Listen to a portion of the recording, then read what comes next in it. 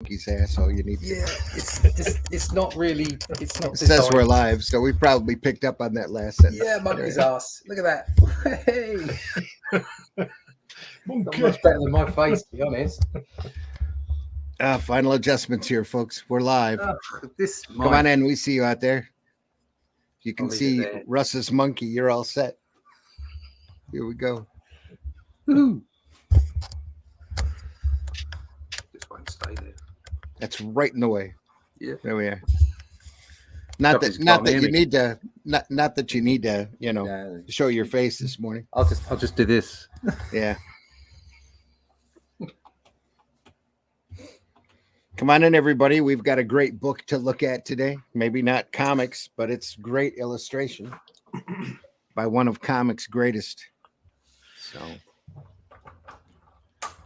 adjusting his mic. There we are. And we're going to run the opening. We'll get right to it. It's Bernie Wrightson's Frankenstein today.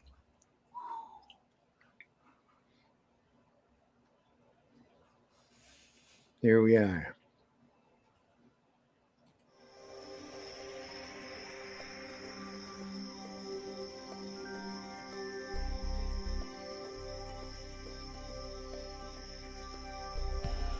What was that? This is not a charade. We need total concentration. Now, once again, this time, with theory.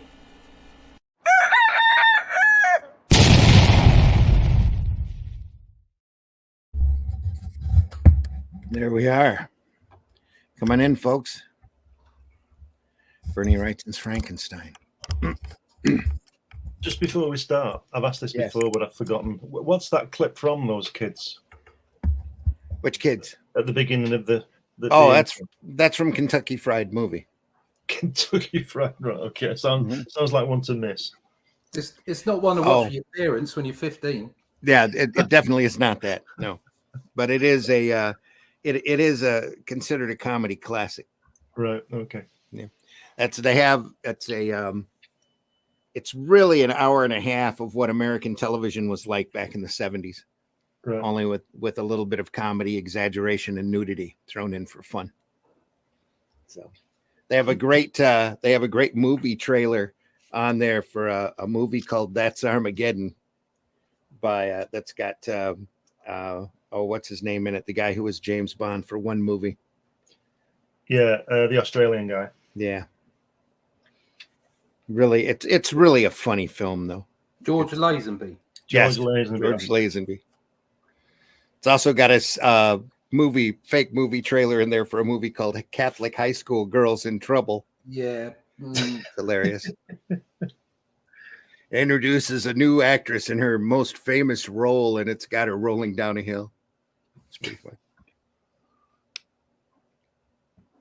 But anyway, that's from there's a movie parody inside of the movie for of Game of Death by Bruce Lee, and that's where that's from. The movie spoof is called A Fistful of Yen. But that was the Bruce Lee equivalent, instructing a student that we need total concentration. Yeah. It's very important, folks. That's from the original film. Is that The Big Boss, or is that trying to remember? That's the Bruce Lee equivalent. Yeah, I'm trying to remember the original Bruce Lee film. Early on in the movie. It's not Enter the Dragon, is it? That's the Hollywood one, isn't it? I don't think it's Enter the Dragon. He has a conversation with one of his students. Yeah. And I can't remember which film it's in. But it's before all the real stuff kicks off. I'm pretty sure it's Game of Death. Is it Way of the Dragon? No. Anyway, it's a long time. Anyway, Wrightson. Yeah, he's not really dead. Wrightson, folks. He's with Elvis somewhere. Oh, sorry. He's never really dead. No.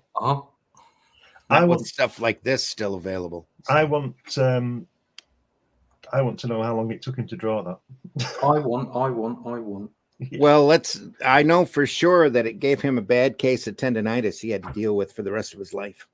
Wow. Working on this book because he got very obsessive over it. And the illustration works. When you see them, it's all fine line work in here, almost like woodcut. How big is the artwork? You know, I don't right offhand, but I would imagine it's at least I would say comic book page 12 by 15. Right. The print that I have here is I've got a print of one of the plates, and I think it's about 12 by 17, I would say. Right. It's a standard size. Pretty big, yeah. I always get Gene Colan vibes from Wrightson's work. You look at the folds on that guy's shirt. You get right up on it. You'll see it's all. Let's get the camera to focus here. Is it all brush line work? Is it all brush? I believe it. Most of it's pen. Some of it's brush. Right. Beautiful. But as you can see, it's just almost maniacal in its detail. It's just incredible stuff. Look at that, and it's all line work. Scary stuff. There we go. And that's just the cover. Did a number of plates. He made a couple of passes. He spent months on it, I believe, and literally blew out his wrist because of it. And he never really completely recovered from that. So when was it from?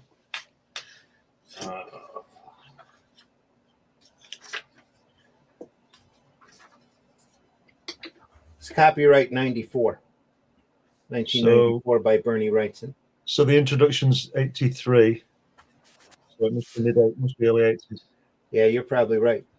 This is this edition copyright in 94. It says that illustration on page 19, 77. 78. Right. Yeah. Yeah, he was at the height of his powers there. Oh yeah. Yep, very much so. Well, that's really obvious when you look at the illustrations that he was just loved what he was doing and did it incredibly well. Look at that. Cover. Oh, just makes you sigh, doesn't it? Yeah. Yeah, it's almost well, I won't say it's any better or worse. Alfredo Alcala, isn't it? Type of style, it's that you know. kind of depth in line work. Yeah. It probably took him a lot longer than how Alcala works, though. Right. This book is dedicated to the memory of Roy G. Krinkle, another great EC artist, very fine linesman. Look at that logo, though. Look at that logo that he's done on there as well. Yeah. Look at that. Yeah. I'm sure he did all that himself. Yeah. All by hand. It's fantastic, isn't it? Wow. Yeah. Each piece is this detailed. Each piece is just phenomenal looking. It's got an introduction by Stephen King.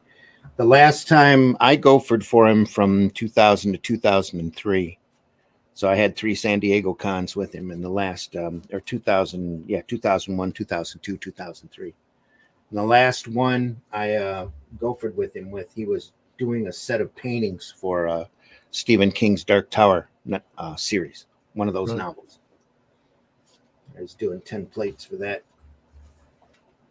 But he was only working sparingly because his wrist would cause him some great pain.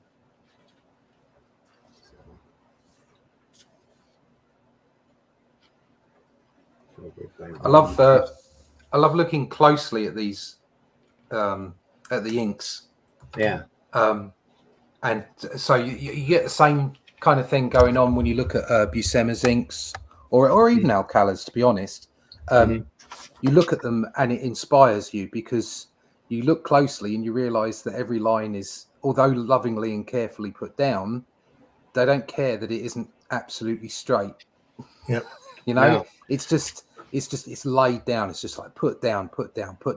And it inspires you because often you try to take too much care with your art. And it's not about the line, it's about where you put it. Yeah. And it's just wonderful to see these images close up. I have this book. I have a version of this book as well, and you go back to it and you peer in close to see where the lines are placed. Yeah. Well, that's part of my argument with the computer thing. You know, where people keep undoing what they've done. Just get it down. Yeah. Just get it down.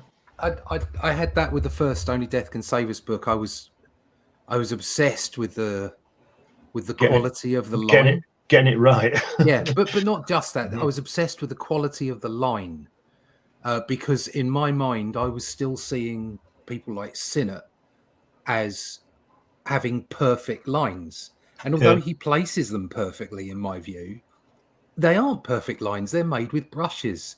They're made with pens, and they're not perfect lines. It's just this impression that you have because you idolize these people, because you respect their work so much. And it's almost like you're spoiled when you're a kid and you get these books because you look at them as if they look like they're real, and the artwork is, just like the best it could be, and everything about it is perfect. And then when you do it yourself and you start to analyze it more, you realize they're not perfect. And that in itself is part of their charm, is part of their brilliance. Yeah. And so with my first book, I was obsessed with getting perfect lines. And actually, I found myself enjoying the second book much more because I did all the inking manually. I did it in the real world. I did it with a brush. Mm-hmm. And even though the first book came out well and I liked it, and the lines were perfect because they were mostly digital lines, I like the artwork in the second one more, simply because I think it's a bit more vibrant, has a bit more life. And that's what doing it in the real world does, isn't it? Like you say, Glenn, just getting it down, making it happen. Yeah, and it's like I always say about the discipline thing. You've got to make yourself try and get it right the first or second time instead of relying on an undo button that gives you 9 million chances. I'm sitting here inking now while I'm watching, and you can't actually do that. but doesn't so I'm it being feel, very careful what I'm doing. But doesn't it feel good 99.9% of the time when you get it right? Oh yeah, it feels fabulous. Yeah. I mean, look at all those lines. I wonder how many lines there are. Look at that right here, especially the graduated tone. Yeah, that he gets from line work. Just phenomenal. And the contrast in the composition. That face with that hair and beard is a bit Steranko-ish, isn't it? Yeah. It's got a bit of Frazetta sitting in there too. Yeah. Wrightson did do a lot of those high contrast things that Steranko did. You're right, that Frazetta did as well. I think they were probably all looking at Frazetta. Who wasn't? I mean, bloody hell. Yeah. I voluntarily endured cold, famine, thirst, and want of sleep. First plate of the book. Sounds like when you go to the cinema. Most of the films are crap these days. Look at that water. Jeez, oh god. Yeah, there's a lot of that in here. I love the open sails as well. We're saying about the negative space thing. All the detail is in the clouds and the sea. But even though I'm going to contradict myself here, even though those sails are blank, there's a lot of detail in them as well. Yeah, because it's blank. Look at that! Wow. Especially bounced up against the solids here. Yeah. Look at that. Wow. It could be the Titanic 100 years before going between those icebergs. Yeah. Wow, look at that. Oh. Look at his face. He's not happy, is he? That guy with the beard. I never saw a man in so wretched a condition. It's the title of this piece. And those shadows of the rope across his back. Look at that. Wow. Yeah. Just line work. Is the top right above the guy's head? Is that scratched out a black, or is it just the? Here? Yeah. Is it just the brush? No. What it looks like is a solid black that he took a white, either thin brush or a thin pen with white. I doubt you can get white ink that would cover over that black like that. It's probably white paint going through, and you can see it's broken up in some places. Yeah. So right there. But look at the texture of the mast pole and the sail. Yeah. I mean, Yeah. I know it's going to be different stuff, wood to cloth, but isn't that amazing?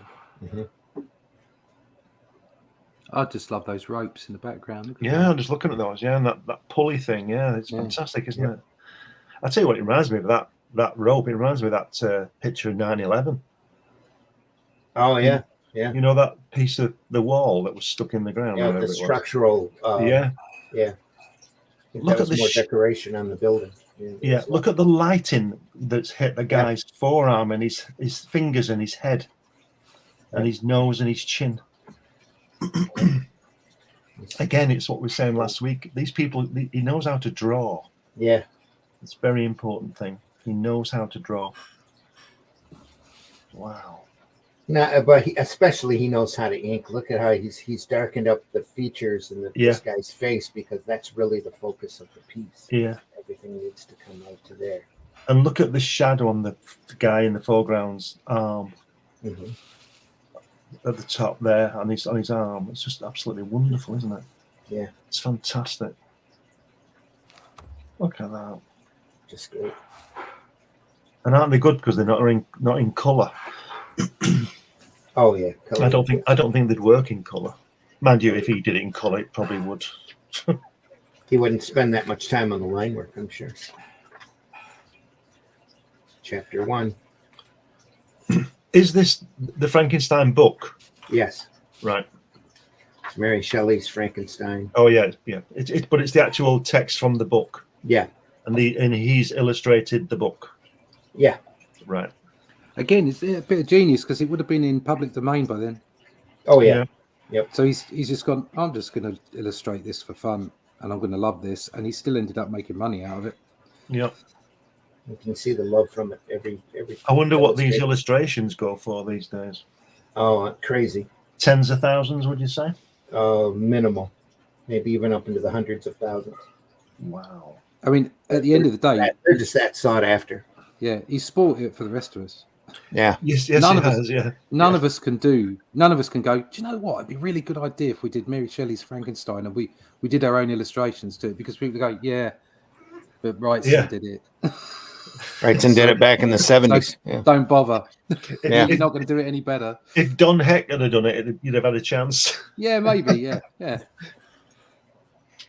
Well, it's about it's like what we're doing here with the Shadow Kingdom. Other people have done it. I think we've got two things. One, we're probably the most faithful representation of it, which I think is a valid thing to do. Yeah. And I think, we've got some reasonably good artwork on it. No, Well, I've seen that artwork. It's rubbish. Wrightson didn't do this, so I've got a chance. It's good. It's good. I'm waiting for it to come out. It's good. The back shadow. But no, I mean, it's like, I don't.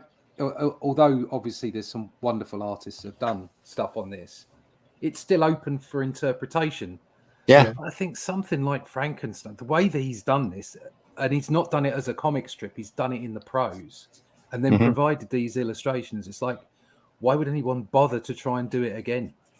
You just, if you had a choice of two books and you've got this one and you've got someone do it their way, it's like, well, you'd buy this one, wouldn't you? Doesn't matter. It doesn't even matter how good the other one is. Yeah. There's something of history about it as well. There were just two different versions of Frankenstein and Dracula, as far as that goes, that were solicited, crowdfunded a couple months ago. Yeah, I saw them. They were really good. Actually. One of them was by Kerry Gamble. Yeah.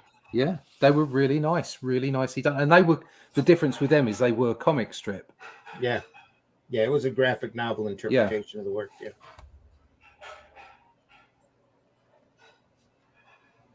Gary Reed quite well had done that. as well. Pardon? I think they did quite well financially as well. I think so. Yeah. It's just some beautiful work. Yeah, lovely work. That door doesn't look right, does it? It doesn't look like it's open. It looks like it's closed at the bottom, but open at the top. Yeah, it does kind of, doesn't it? No proportions here, just straight across. Yeah. Big door, isn't it? There's a little bit of proportion there, because look at the spacing here and the spacing there. There's a It's little weird, tilt there. isn't it? I mean, Maybe That's that's unusual, yeah. maybe it's just odd perspective. Yeah, yeah. it's a big door. Still bloody Big good door. It's a big door. It's a big door. It's The those light coming giants, through. those giant guys again have been built for those. Oh yeah, yep. I reckon you two would do a good Frankenstein. I don't know. I could see that. See who? You two. You, Randy and Russ. Oh, yeah, that book would end up being huge. I mean, in volume. I've got to get a few books out before I die. Yeah. I'd love to do it, but I'd end up really abridging the hell out of it, I think. With this short story, with the Shadow Kingdom, it was just so well done. The pacing's not exactly what I would consider comic book pacing, but we adapted the short story faithfully. And it's got a little slow build, but it's got a great finale. But with it being a short story, it was perfect for a one and done graphic novel. Oh yeah. But something like Frankenstein, God. Whew. Although somebody did it, so it's a lot deeper and a lot more complex than you see in the movies. I'll tell you that. Yeah. Let's look at that. I'm looking at the black of his legs and shoes and the steps. Yeah. Yeah, I mean, look black. at that. I mean, he doesn't generally do solid black, does he? No. It frames it top and bottom, doesn't it? Yeah. So that you can see all this detail that's sitting here. Yeah, he's saying, I've spent days doing this. Now you're going to look at it now, so I'll frame it. Yeah. It's framed it beautifully with the windows and the stairs. Just I tell you, there's only one thing that could have made this book better, and that's that if they would have had the pencils opposite the ink version, so you could see what he's doing. Sorry, you could say boobs then. No. Seems to be what most people think. No, I like boobs, but I wouldn't put them in anything. They're just a distraction. Just a distraction. Just a distraction for bad drawing. Yes. Wow. Most of the time, yes. Yeah. God, they're big and round, but they don't look right. Yeah. It's trying to adjust them. It's important. Trying to adjust them. They didn't look right. We try to get them to look right here. The stars often disappeared in the light of morning, whilst I was yet engaged in my laboratory. Oh, God.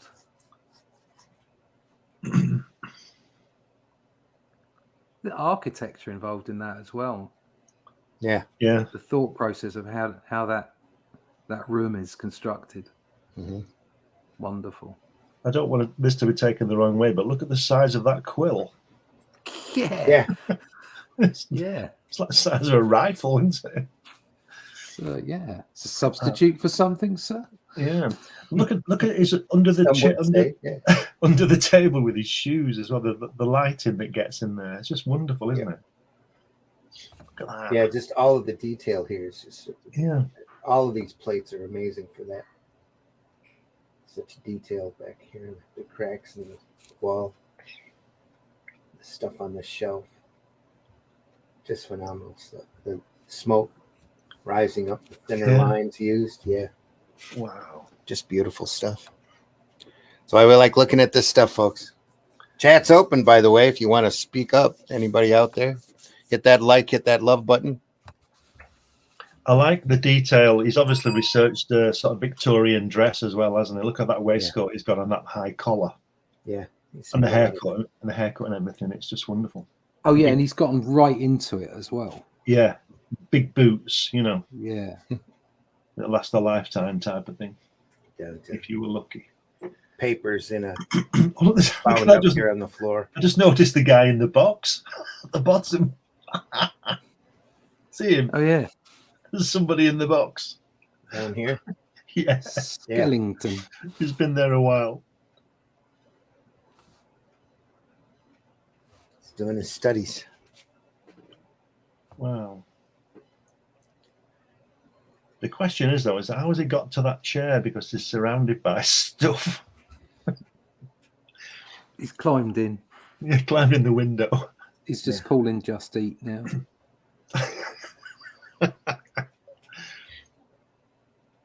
Great slouch, though. Yeah.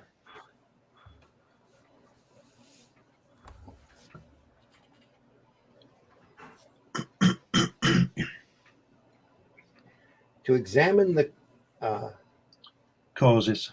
causes of life, we must first have recourse to death. Look at those feet. Wow.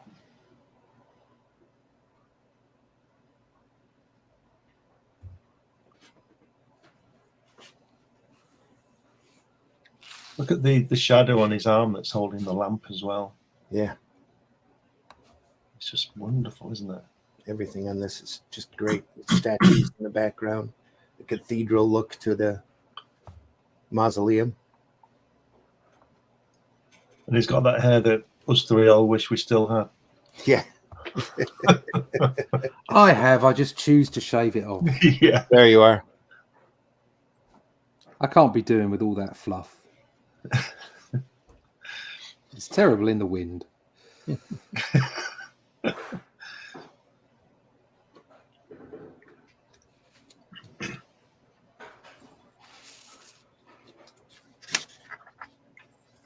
Oh, that's one of the famous shots. That's the one I see all the time. I think they used that for a cover on one of the editions as Right. well. Yeah, Yeah. Yeah, I think that's the one I've got. such beautiful work here. Just the thought process of getting in there and doing that with ink. Mhm. Yeah. God. Again, on the under his armpit where that vessel is, I don't know what you call it. Beaker? Has it got white on it?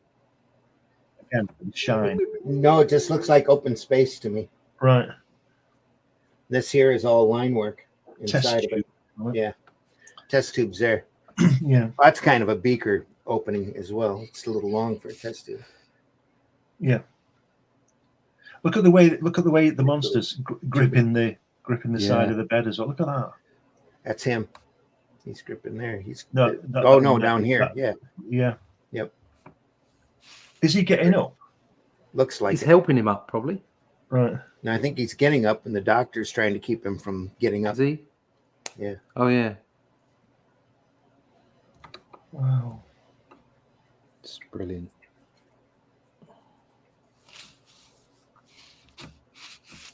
It's crazy detail. Skull in the background. A few things hanging from the ceiling.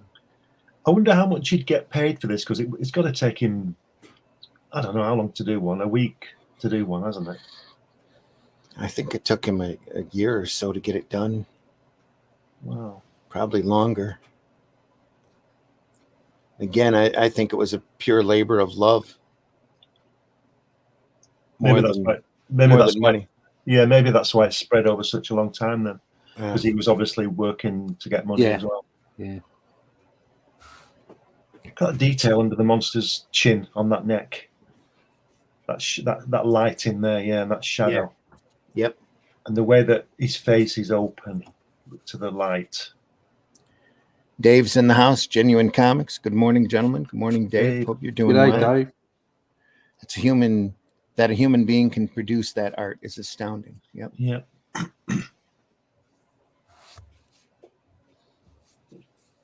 Yeah, no AI here. No. Look at that. It's a bit dodgy, isn't it? It's coming to see him in the night. Can I have a glass of water? I want to eat. Again, that looks like all line work. There, I can't tell if there's any whiteout in that at all. It's fabulous. Look at the way he's gripping the bed covers as well in the foreground there at the bottom. Yeah. It's like, oh, poop. Oh dear, what have I done? His eyes may, if they may be called, were fixed on me.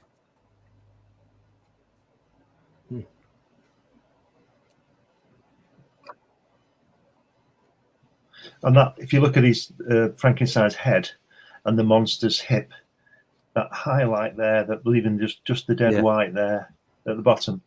So it highlights his head. Yeah. So that's just absolutely wonderful. Clever use of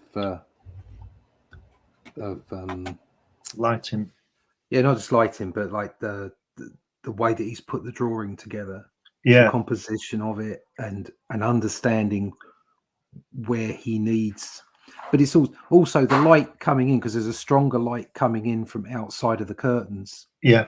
And it's highlighted his head, which you need to highlight within the content of the story of the fact that he's looking at this thing coming in through the curtains. And I like everything. Yeah, but I like the way that he hasn't drawn a line for the monster's hip as well. Yeah. He's used the... I was thinking that earlier on. It's like, where are all the lines? There are no holding lines. Yeah. Anywhere.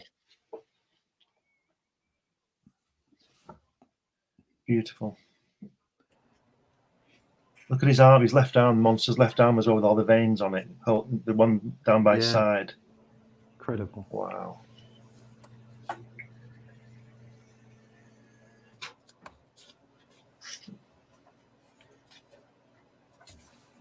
Chapter 4.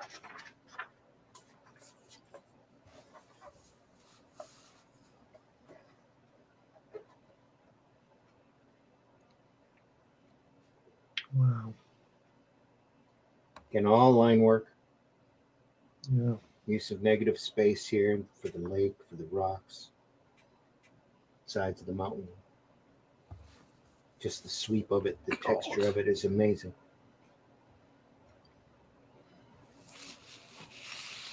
That's to make rocks look interesting. Yeah. It seems to me he's one part of his genius is the fact that he can capture his pencil work in ink. It would seem to me, like if you look at those mountains, that's how you might draw them, but then you got to ink them, and it would always be different, wouldn't they? Yeah. But he's captured, unless he's just done it straight on with a brush. But but with the fine tip of what he's using, whatever tool he's using, he's managed to create that same feel as you get when you sketch in with a pencil. Yeah. Yeah.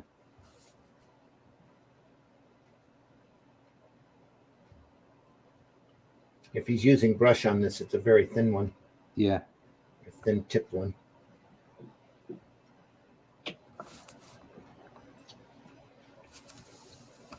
Does that say at the bottom, does it say Wrightson 76?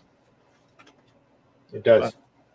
So that gives you an indication of when he did it. Yeah. At least that's the earliest one we've seen. So what is Swamp Thing? He might have been doing Swamp Thing while he was working on all of this. Well, that wouldn't surprise me, because there's similarities, isn't there? Yeah. Was that Swamp Thing with Alan Moore? No, it was Len Wayne. I think mostly the early Swamp Things. I think the first 10 are Wrightson. Yeah. Right. Is it? I don't know his name. Is it Totalben? Totalben. Yeah. Was that his version with Alan Moore? Yeah, Steve Bissett did, I believe, the pencil work on it, and John Totalben went over with the inks. Yeah. Right. Okay. Just what a run of books that is. Yeah. I mean, we were talking about how Watchmen is, one of the finest literary achievements, not just comic books, but literally. I would say that that run on Swamp Thing comes a close second. Yeah. I mean, he went to hell for the woman that he loved, and then it goes off into the ideas of the green, and where the idea, the concept of Swamp Thing actually comes from, and it becomes very esoteric, and they managed to sort of put in Batman and Green Lantern and stuff like that later on. They cross it over, but it's just what is that to grab the copyright? No, I think that's probably just to get people. It might the numbers might have started to wane later on, and maybe it was crossover. I don't know. I don't know the history of it. The thing is all of these the most classic comics, and except for a few very rare exceptions, didn't sell well when they were first out. Just like all major masterpiece artworks are kind of like that, where nobody wants to pay, or nobody sees the importance of it until they're able to look back on it in hindsight. So the story wandered a little bit at the end, but those swamp things were fighting sales numbers. They were fighting cancellation while those books were coming out. So now they're looked at as pure genius. Yeah, and as they should be. There's I've got 13. I've actually got 15 or 16 Swamp Thing trade paperbacks, but it's 13 volumes from the Alan Moore run, and it's I love them, absolutely love them. Yeah. I was just reading this text while you were talking there, and I just love the old English style where she's put, and she says, "Nor was her residence at her mother's house of a nature to restore her gaiety. The poor woman was very vacillating in her repentance." I can't even read it, but it's just fantastic words, aren't they? Oh yeah. Real old English words,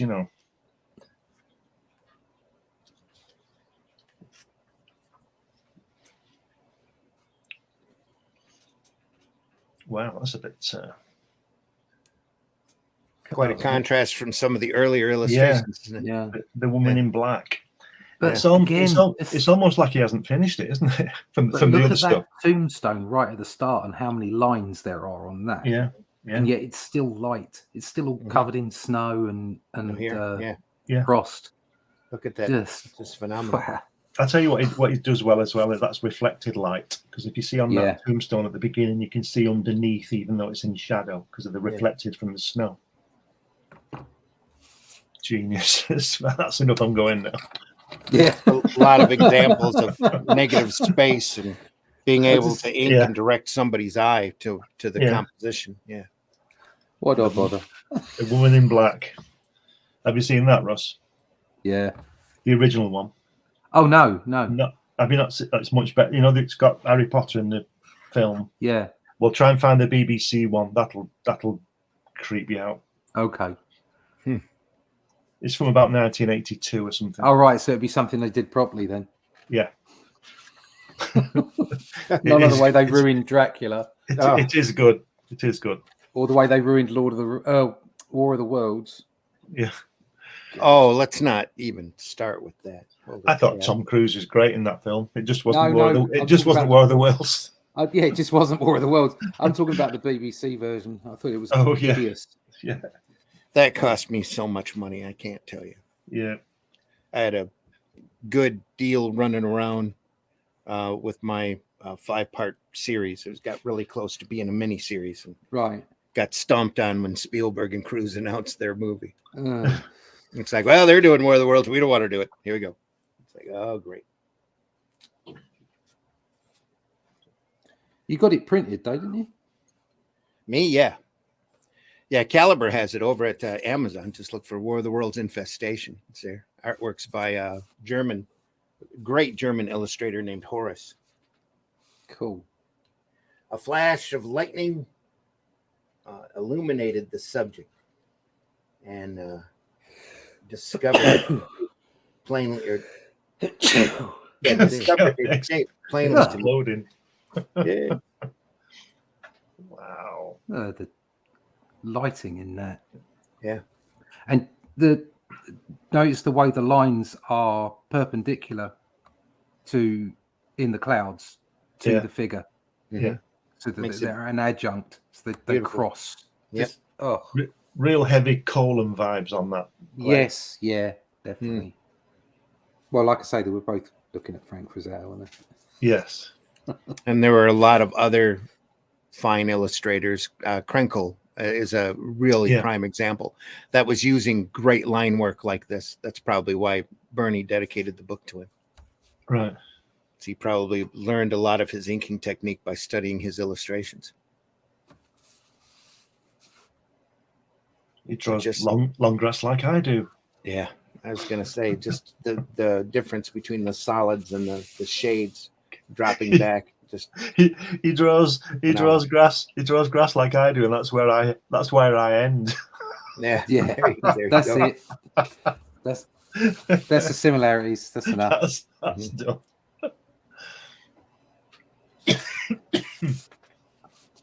Absolutely. Oh, look at that rain. Eisner. Eisner does good rain. Oh yeah. Yeah. That's wet, isn't it? That's really raining, isn't it? That's really wet. That's what it's like here right now. I don't know where it's with you, Russ. Oh, we've had that. We're getting the back end of that storm, aren't we? Yeah, it is. It's crap here as well. Look at that. Look at the puddles in the water. The splashes, you know. Fantastic. There's a masterclass in inking right there. Yeah. Like I said about the writing there, it says, my imagination was busy in scenes of evil and despair. Nobody writes like that now. Yeah.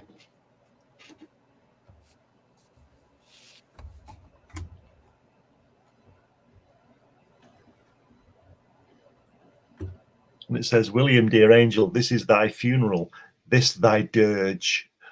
It's brilliant. What's a dirge? Well, it's not a good thing, is it? No, it doesn't sound like it. When you say this is the dirge, it means it's a drag. It's, you know, it's the end. It's a drag, man. It's a drag, man. Yeah, that's what it, if this was rewritten by Randy, you'd say, this is your funeral. It's a drag, man. It's a drag. Yeah, it's a drag, man. It's drag, dude. Weren't dirges like symphonies that were played primarily at funerals? Right. Oh yeah, yeah. Like the English national anthem. Well, it won't be that long.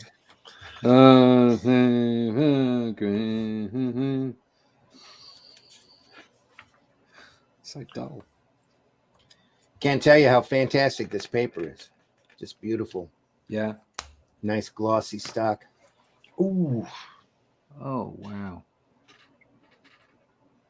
She perished on the scaffold as a murderess. Oh my God. Cool. It's a pretty wicked thing, isn't it? That hanging. Yeah. Oh well, just what people do to each other and have done in the past. Yeah. Was that Oliver Cromwell? They hanged Drew and quartered, and then 3 years later, somebody was still pissed off with him, so they dug him up again and dragged him through the streets. It doesn't surprise me. Not Oliver. It wasn't Oliver Cromwell, the Roundhead guy. It was the politician. The other one. There's two, wasn't there? Oh well, if it's a politician, there's a reason for it. Yeah, well, he'd been dead. He'd been dead for 3 years. They dug him up again and dragged him through the streets because they was. I'm sure there's plenty of people who want to do that to Thatcher. Oh, yeah. No. Any politician, really. Yeah. I come up with a good half a dozen here. Yeah. Almost deserve it. Yeah. You know what's great? The way he does his grass is the way that there's wind blowing, isn't there? You can tell she's literally swinging, isn't she? She's not not still. She's moving. Yeah. Maybe not a lot, but she's moving. What picks the greats apart, okay, from everyone else is the life that they instill into their work. So everything's got. It looks like it's living. And it doesn't. Even though she's dead. Yeah, I was talking about impressionism. It's obviously not the real world. It's not photorealistic, but it sucks you in as a viewer because it feels alive. The world that they create feels alive. That plate, like you say, the movement on it, the wind on it, the life, reminds me of Great Expectations by David Leitch. Is it David? Not Leitch. From the 40s. David Lean.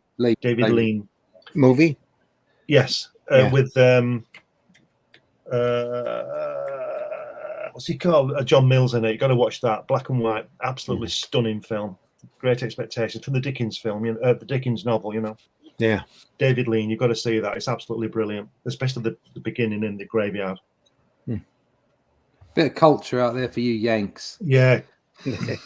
John Mills, David Lean, Great Expectations, 1946. Check it out.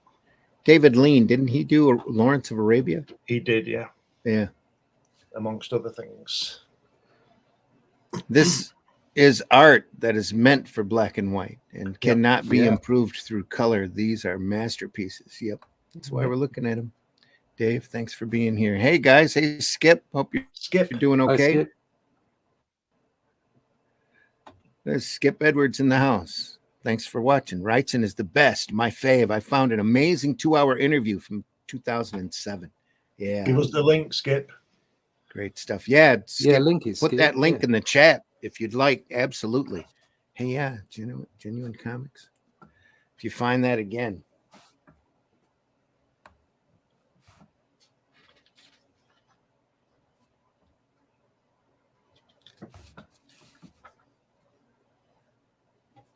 Oof, look at that. Sometimes I left the boat to pursue its own course and gave way to my own miserable reflections. His arm in the water, look. He's just exhausted, isn't he? Look at that. That's almost like one of those Japanese cuts, isn't it? You know, with the mountains and trees in the background. Yep. Sure is. Look at that.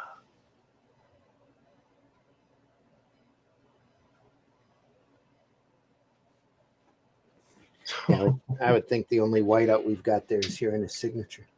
Yeah. It's the way it looks.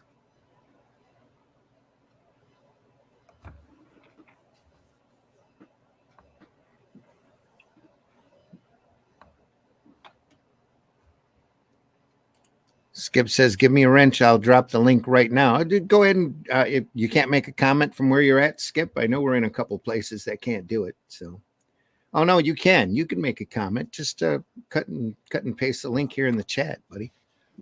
It'll work, and everybody will see it and be able to click over to it.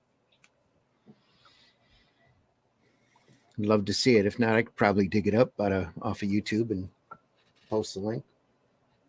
We could probably spend an episode of Comics by Night going through the interview as long as we're talking over it.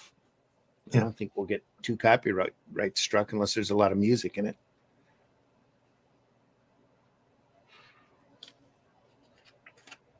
Could probably run clips from it at the very least.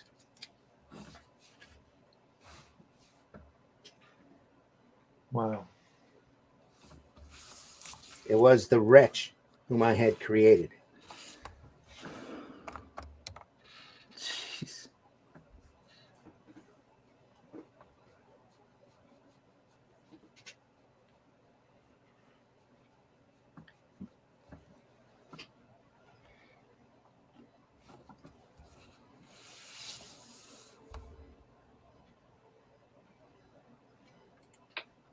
I DM'd the interview to Russ.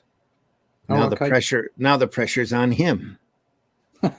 Links aren't clickable unless you're a moderator. Oh, okay. I'll go take a look. He mentions that he plays a hand double for Tom Hanks at the end of the Green Mile. Oh, yeah. Yeah, I could see that. Look at that fabric. Yeah. Yep.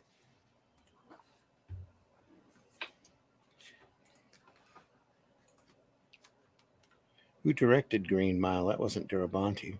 Was it? Durabanti did Shawshank Redemption. The reason I asked is there was a San Diego, one of the gopher trips I did with Bernie. He got called into Durabanti, wanted Bernie to come up to his room and sign some stuff that he had gotten. And we went up there and he had some really old Warren originals that astounded Bernie that were still around. He said he hadn't seen them in decades. Asked Durrani where he found them. I think Durrani said, "You don't want to know." He says, "How much did you pay for him?" He says, "You really don't want to know." That's is that the interview is actually at Comic Zone Radio. Okay. And so it's just audio. But I put the link in the private chat for the two of you. Brilliant. Thanks. All right. Well, we'll do more than that here. Let's go and It's definitely worth listening to later, I think. Absolutely.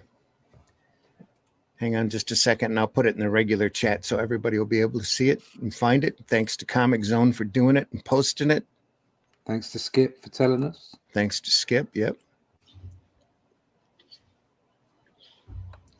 I'll plant that here. It is officially in the chat.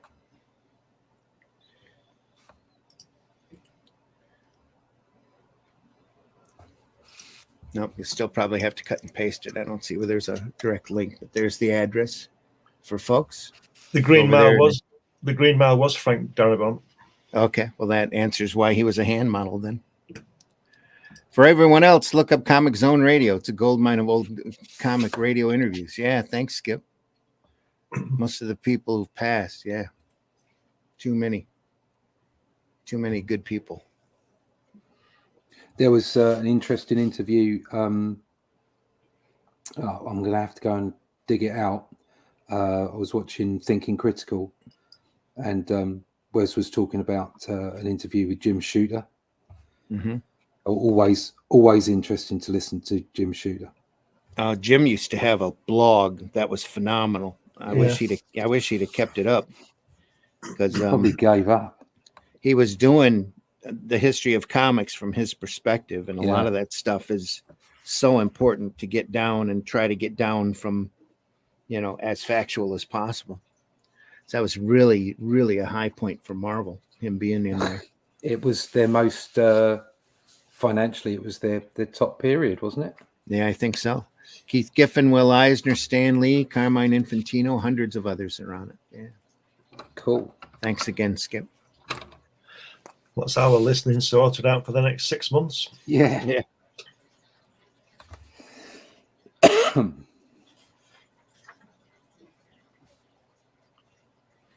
Wow. That water's flowing, isn't it? There's a little more water. Yeah.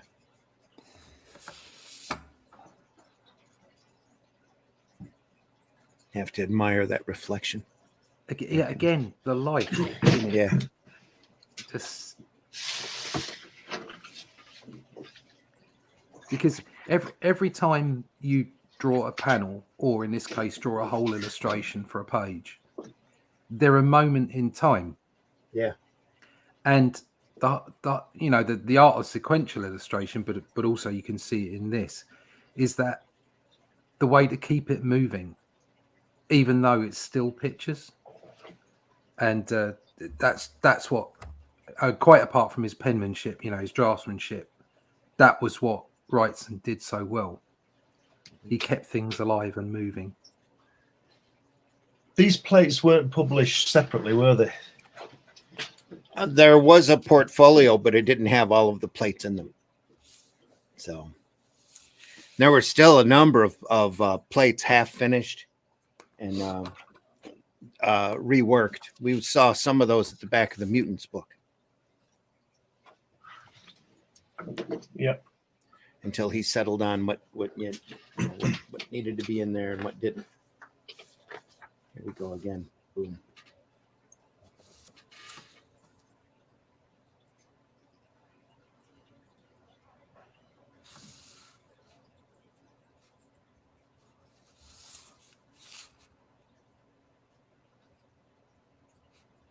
I just like the way he draws, like that hand gripping the tree.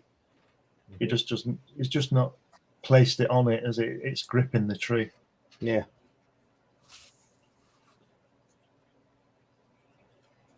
Wow. It's amazing. 2-page spread. Oh, here we are.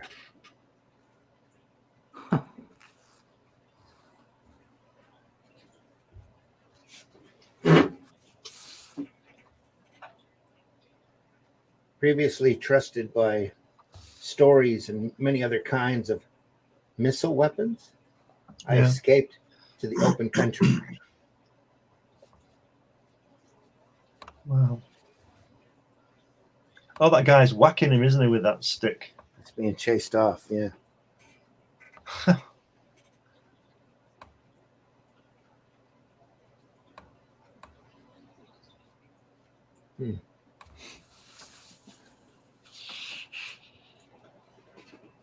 And again, such great line work back here. Yeah, it's beautiful, isn't it? Just gorgeous. The girl looking out the window. Yeah. Just absolutely amazing.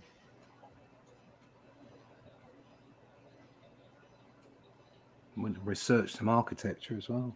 Yeah. Mm-hmm. I think you can see a love of art in it as well, because it must have taken bloody ages to do all that stuff. Yeah. All that line work. And he's every corner is just so meticulous, and It's for the sake of it, isn't it? It's art for the sake of it. It's beautiful. Yep. He wants to do it, doesn't he? He wants to get it right, and every corner is just wonderful. Even the shadow one, you know, with the guy with the stick. If you go along the stick to that stone thing against the wall, look at the shadow on that beautiful white wall. Everything else has got detail on it except for that wall. Yeah. And then you get that lovely shadow at the next to that stone, and then below the girl, where those pieces are sticking out over the top of it. Skip says in the documentary, Painting with Fire, Frazetta says anyone can argue who the best painter is. Nobody can argue that Wrightson is the best at pen and ink. Yeah. I can go along with that. Yeah. Can't argue there.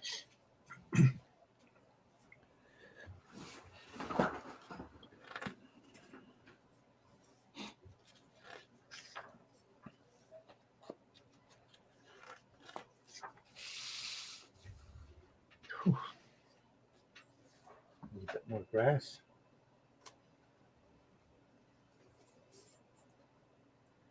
I often took his tools and brought home fitting sufficient firing. Can't see God, it. I got to switch my glasses. Sufficient for the consumption of several days. Yeah, it's the wood. It's the firing wood, isn't it? He's talking about. Yeah. It just grass. He just did all that grass. God, the patience of the man.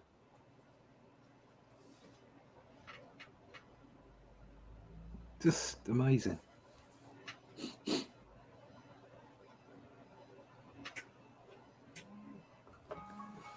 Whoops.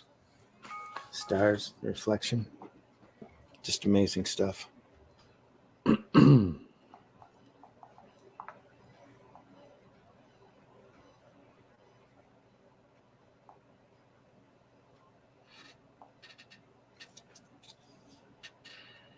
a nice plate. Yeah, and it's the it's the contrast. So he's got all this beautiful detail in the bottom, and then he's got that harsh light on the side of the building. Yeah. Moonlight, probably. Look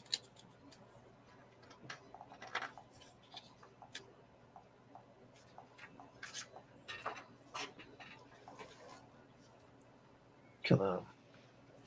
Wow. Coming out of the shadow. That's an homage to Ditko's Spider-Man with that big machine on his head. Oh, yeah.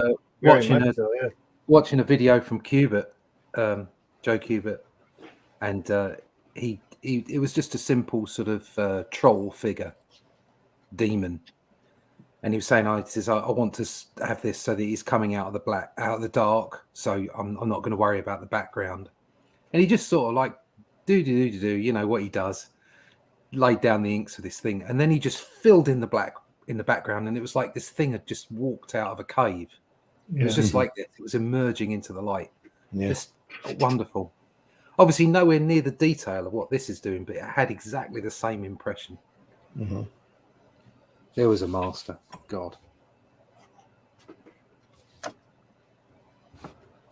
Again, that water's moving, isn't it? Yeah.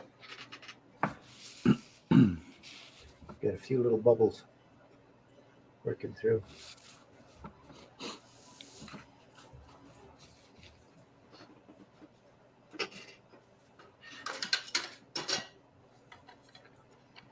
And the knocking out of the leaves here. Just think if that had been in a Marvel comic, he would have been saying "Rah!" over the top of that. Yeah. Ruining it. Look at the detail on his forearm and his knuckles. Those veins. Yeah. Look at that. Yeah. Yeah. Every hand is a Hogarth. Yeah. Yeah. Yes, it is. Yeah. Yep. Very much so. It's like when you were talking about the hand gripping the tree. That was really Hogarth hand. Mm-hmm. That it was gripping for no good reason. I remember at school, the art teacher, when I was about 7 or 8, the art teacher said that when you do shading and lines, it all has to be the same way, right? What? And yeah, listen, it all has to be the same way. And even at that time, I thought, no, it doesn't. And this proves it. If you need any proof, which I know you don't, but if you need the proof, this proves that you don't need to do your lines all the same way. How silly is that? I know. You really shouldn't. Art teachers, eh? Yeah. I could tell you some stories about art teachers. It's like most college instructors. There's a book of unused Frankenstein plates that are still masterpieces. It's insane. These are just the ones he deemed worthy. Yeah. Are those others not available? Has anybody seen them? I haven't seen the book of unused plates. No. They, like I said, there was a few we looked at a little bit that were in the back of the Mutants book. Yeah. I know there were pieces. He had a drawer at his house that had pieces of unfinished plates on. Did it all on Illo board, the way that you work, Russ. Yeah. Or not Russ, but the way that Glenn works. Yeah. Nice, thick illustration board that can take it. Yeah. It can take it. You can have it.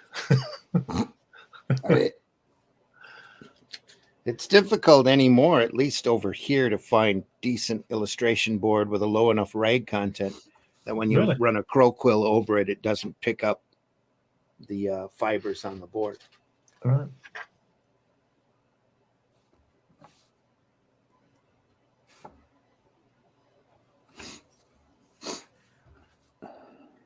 My days were spent in close attention. Yep. That I might more speedily master the language. It's great the way he's written that, but he can't speak the language. Mm-hmm. Look at those.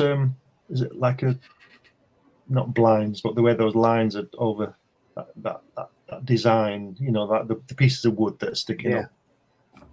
Yeah. And again, the light coming through. Yeah, it's just amazing.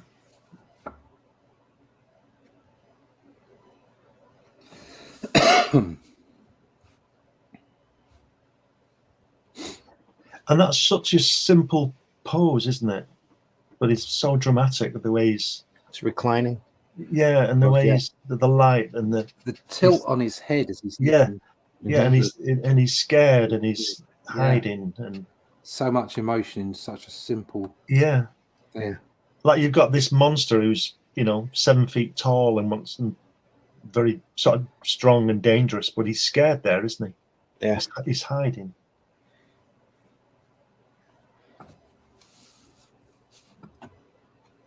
Wow. Yeah, there's an entire book. I'll send Russ a link. Cool. Thank you.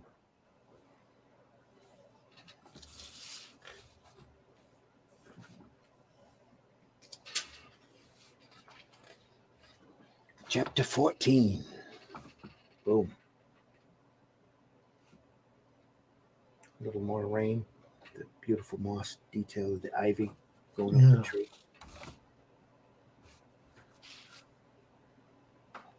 Oh. I like the way he does at the left-hand side in front of the guy who's standing, that sort of cross-hatching, he does it a bit different. And I know it's the mountains and trees and whatever, but it's just the way he does it. Little shapes. Yeah. Little shapes. He rarely cross-hatches, though, does he? Yeah. Exactly. Yeah, that's right. So much of it is just it's continual line. Yeah. And that's really hard to do. I mean, I try to do things like that, and inevitably I end up cross-hatching as well to get the effect that I'm after. It's so hard to do that with just varying line weights in one direction. Yeah. Very, very tricky.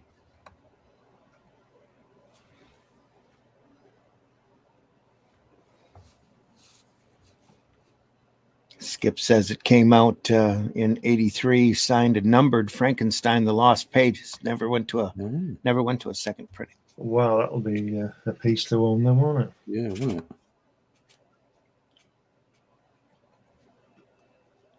IDW needs to get to the Wrightson estate, work that out, get a definitive Frankenstein out. Even if they're duplicates of what he did before. Well, they should do it full size of the artwork. IDW got other things in their mind, unfortunately. Yeah, I'm afraid they do. That grass again. Look at it. And it's bending in the wind again, isn't it? Yep. Wow, it's like it's almost howling, the wind, the way it bends that. What's that in the middle there that's in the grass? There, yeah, what is it? I'm not sure. Is it money?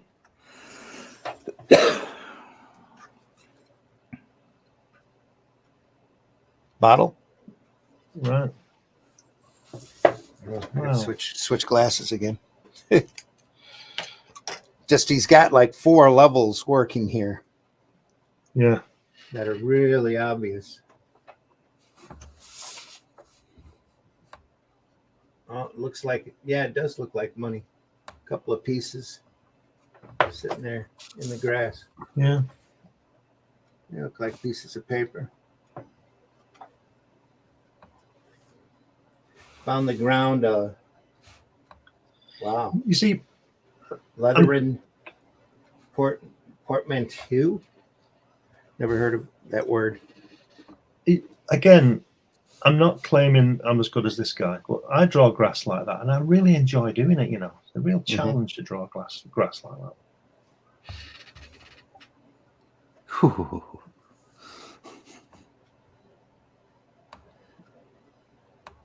And again, the graduated tone here in this like 4th level, not to invade into this level here. It's just really fascinating to see. And again, it's conflicting lines. That level's sweeping in that direction. These lines are following more the wood grain up and down, except for onto the ground here, which is again back and forth. That rock as well. Yeah. Again, all textures of things. All pen line work. Probably sitting there for hours.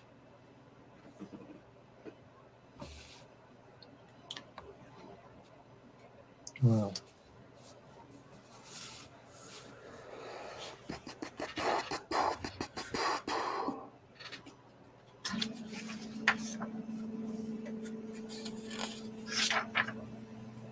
Oh, wow. Wow. Again, that grass, look at it. Yeah. And those lines above his head, on the planks above his head. Yeah. Yeah. It's fantastic. Yep. All my work's going to be like trying to emulate Bernie Wrightson for the next 2 years. You'll see a sudden change. Just one piece. Yeah. Look at that white light over his foot through the slats of the. Look at that. Yeah. Look at that. It's just brilliant.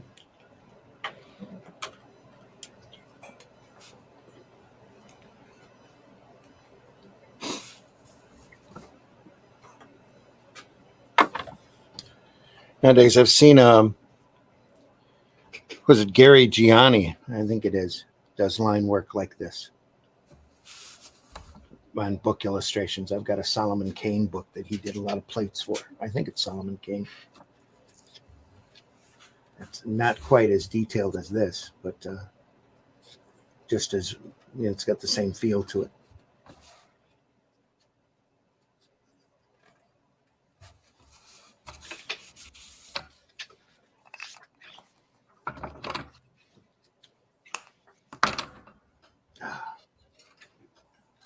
The fire. No need for lines. With a loud scream, I fixed the snow.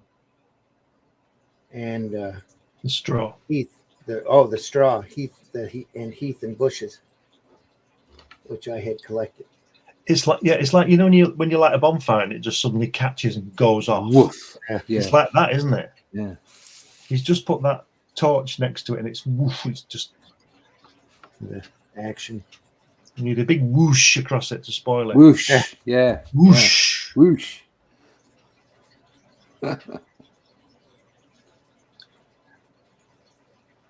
And even the flame has cast a shadow over the building, the window behind him.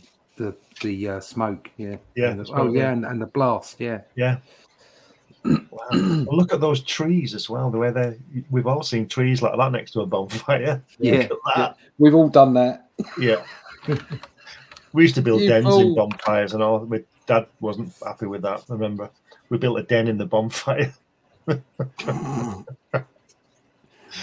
Yeah, that's never going to end well. Yeah, it's fabulous, isn't it? It's amazing. And the way, I mean, we know this, but we'll tell people you're never going to get whiter than the surface you're working on. So why bother trying? Just use it like he's done there. Yeah. If you if you painted that white, it wouldn't look right, would it? Just use the paper or the board for the best white you're going to get. Yeah.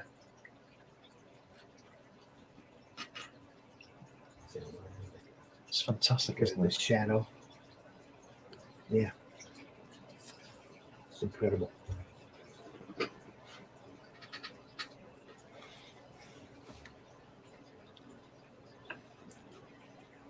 Gary who? Gary Gianni, I think. Gianni.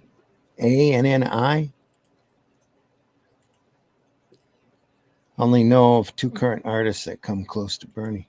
Yeah.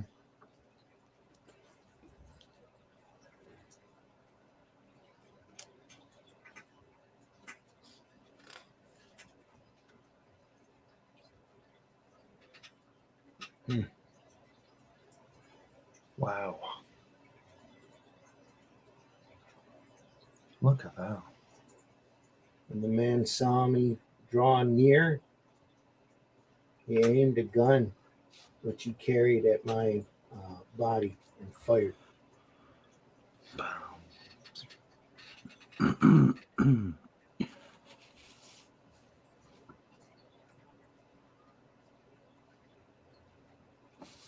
And again, beautiful line work here.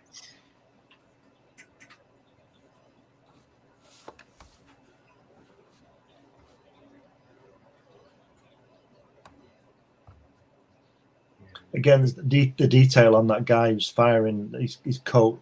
Yeah. The research and the gun. One of those. I don't know what to call them. Yeah, flintlock. That's it. Yeah, it's just fabulous, isn't it? Yeah. He's obviously well researched. But yeah, you were pointing at those trees. I'm just looking at those. Aren't they wonderful? Those trees on that. Again, a master class in inking right there. Yeah.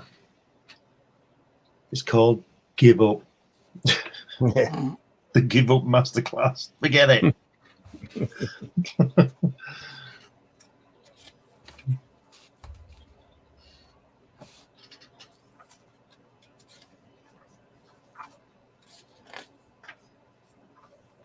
Ooh. Could be Batman. Yeah.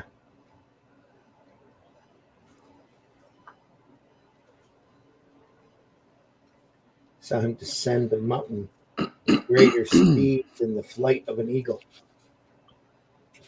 Again, look at it. The toes are all moving as well on the end of his foot there. Yeah, you know, he just doesn't draw. Right. Yeah.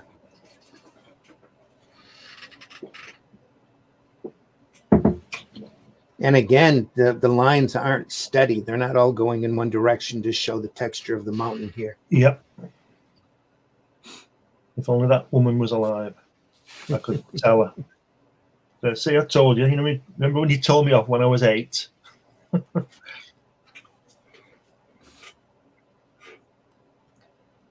got marked down for a colour choice once.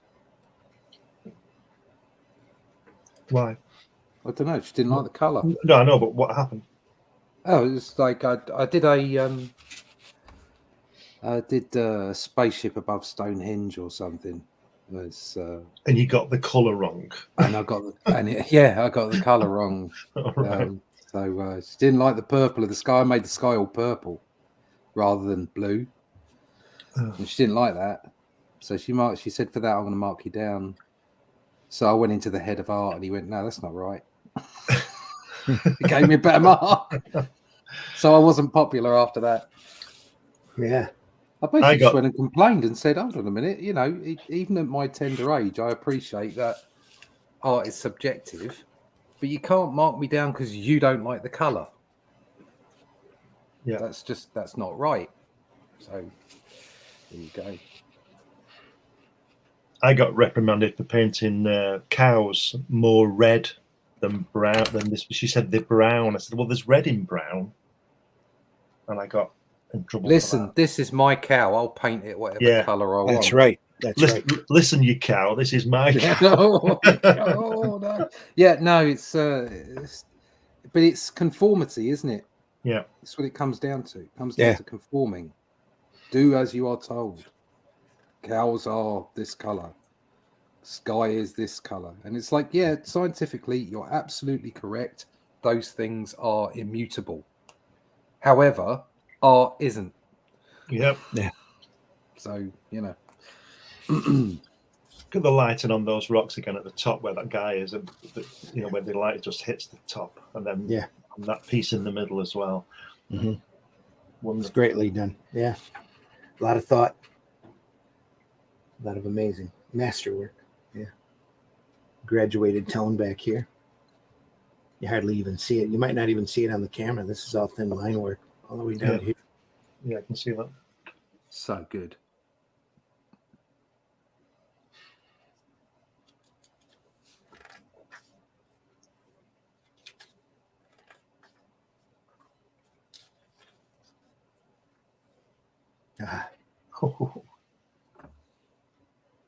Those clouds. Huh. He draws great depth, doesn't he? Mm-hmm. Yeah, that's a skill to be able to pull out different layers like that with your inking. We had agreed to descend the Rhine in a boat from, was it Strasbourg to Rotterdam? Yeah. Again, it's moving, fantastic, isn't it? Water. Yeah. I just love the way he doesn't do a lot of blacks, and he's got a lot of light in them, like on that brickwork. Yeah. It's the whole mountainside of the plate we just looked at was like that. Yeah. Just beautifully done.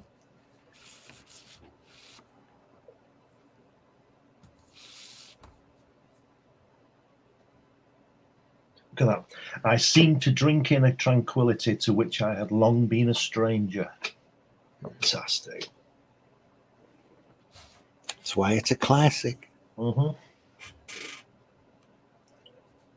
now people can't tell the difference between you're and you are. Yeah. Happy to be part of the grammar police when it comes to that, I tell you. I was talking to Glenn earlier about a meme I have. It said being the grammar police to me is about the same as that. Yeah. It seems like a completely wasted effort, wasted time. on a lot of these folks. Just let them spell how they're going to spell. There we are in the library. Yeah, but it doesn't exactly. I haven't got time to go around saying, "Oh, that's the wrong way to spell your" or whatever. Yeah. I don't care. I don't give a monkeys. I'm just going to ignore those people. As soon as it's like, it doesn't matter whether it's a meme or whether it's a joke or whatever. If I start to read it and there is the wrong there, Yeah. as in even if it's THERE instead of THEIR, okay. As soon as I see that, I'm like, I switch off. Yeah. Yep. If you can't spell properly, then I've got nothing to say to you. Yeah. I don't want to know. I just don't want to know. And I've had people write to me going, "I've got this really good idea for a story," and their email is full of misspellings and grammatical mistakes. And I'm not a writer. I'm an artist, and it's like, sorry, if you can't send an email to me without any grammatical mistakes, what are you going to be doing in your in your writing? Okay, when we write, okay, occasionally you misspell something or whatever. It happens, all right? But there are certain things that you don't do, like putting there with an apostrophe and an RE at the end instead of there. Okay, the word there. And it's like, no, sorry. You totally misunderstand the English language. Go away. Yeah, the door is the door is over there. Yeah, the door is over there, mate. Don't let it hit it on your ass.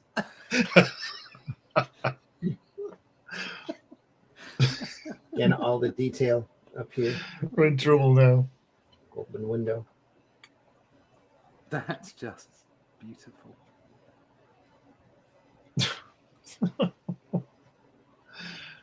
I only visited these people for the sake of information they might give me. I like the raised surface of the land on the globe. Yeah. On the bottom there. Yeah. He's shaded it the other way. It's great. Oh, you can't shade the other way, so I've got to go the same way. Shade the other way. Yeah, I've got to go the same way. It's a collection. Yeah, of I've got a here. few scenes with books in. I won't be filling in the end of those books the way he's filling those in. I'm afraid that's not part of the job. Just incredible. Yeah. All of the books here on the ground, all different shapes, piles, book poops. Sit there.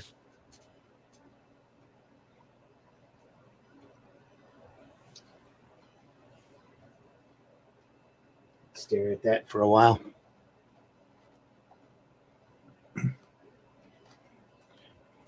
Here, I was worried we wouldn't have enough to fill up the entire show, but more than enough. Gonna have to move along a little bit in order to catch up. There's a classic scene. Look at that. That's the one, isn't it? God, look at that. Jeez. I've also seen that as a cover a couple of times. Yeah. The perspective is brilliant. Mm-hmm. And the drama of him looking down. Look at the way it like the whole of the thing has been rendered in such a way that the center of the picture is lit. Yeah. And that's where the focus is. Even though there's so much detail going on everywhere, you still focus on the middle of the drawing. Yeah. Genius. Is that moonlight? Because if you look up the top, it seems like it's coming in through that little window as well, the light. Looks like sunlight coming in through here. It's a nice reflection on that rafter there. Yeah, I think, I could go with moonlight. I think if you were to color that, it would be blue. Yeah. Could be. Yeah. Yeah. That's a beautiful. If you were to colour it, you'd get run out of town, wouldn't you? Yeah, that too. Get the hell out of here. What are you doing? Look, I like the scroll up on who's put that scroll up on that wall? How's he managed to hang that? The scroll master. That's who put it up there. Oh, I knew the monster's on it. He's 8 foot tall. He's done it. Yeah. Don't worry, boss. I'll put it up. Probably stood on a chair.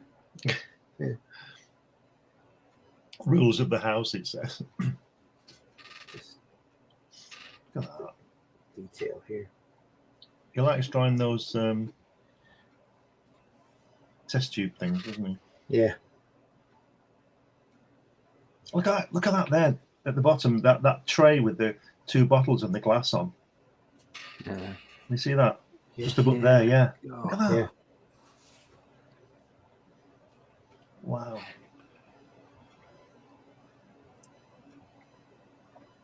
The knife. It's paper. This, yeah, you can stare at this detail for hours.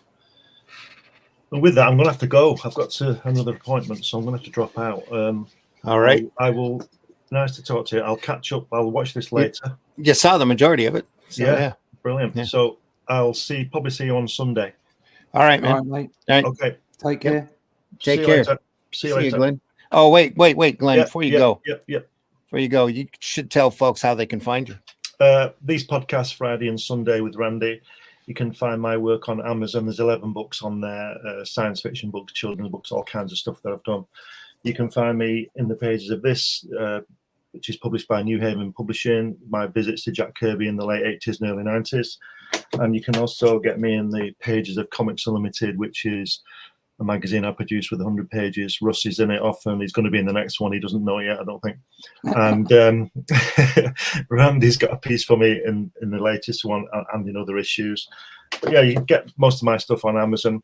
And you can also go to Fund My Comic, where I've got my Hatch annotated book up there, which is another 100-page book about the origins of my character Hatch. So, but mainly Amazon. Great. Thanks again for stopping by. Thank you. I will see you on Sunday. Yep. See you then. See you. Cheers. Take care. Glenn Fleming, everybody. Check him out on Amazon.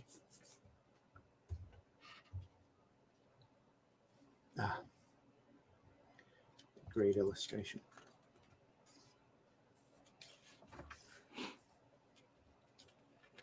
Oh, no. Words. Oh my God! There we go. He missed the best one. Yeah, He just stepped out just before the best one. Oh my God! Look at that. and of course that is the cover to this book. Yeah. So, Oh. this edition. Yeah. Did you know it? When he finished each piece, he must have got some kind of feeling of loss. I don't know. I know it took a lot out of him, physically and emotionally. Yeah, because whenever I get to the end of a book, I start for a little while there. You miss the book, you miss the characters, you miss what you're doing because you've been doing it for a while. And I can imagine coming to the end of a piece and going, "Oh, I'm not doing it anymore." Do you know what I mean? It's just that sense of it's finished and I'm not in there anymore. Just because it's so in depth. I mean, everything, even down to you go to the top of the piece and there's just some wall. Yeah, and it's even the wall is completely rendered. Yeah. It's crazy. All lines, folks. Very little solids on this.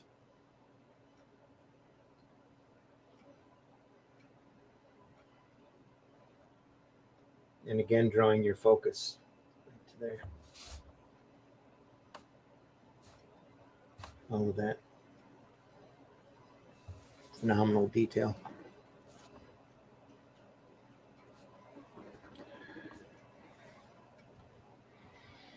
Skip says, check out Olivier Vitine and Evan Cagle, which I probably massacred both of their names. Olivia Vitine and Evan Cagle. These two are doing comics now and really take a lot from Wrightson and Frank Booth. Yeah. Okay. Frank Booth. Yep. So he's so aware of lighting, he never does a halo around the focal point. The light just hits the right amount everywhere it touches. Yeah.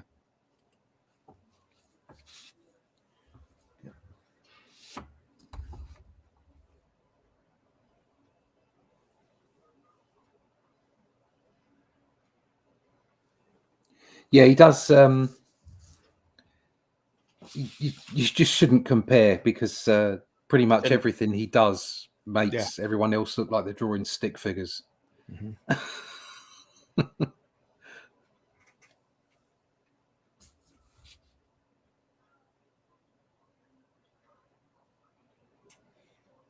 Yep, we're being quiet because it's all that detail, all that look. It's great stuff here.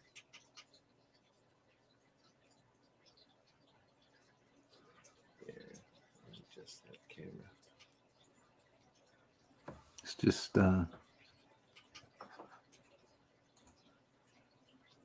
it just blows you away, doesn't it? Yeah, it does.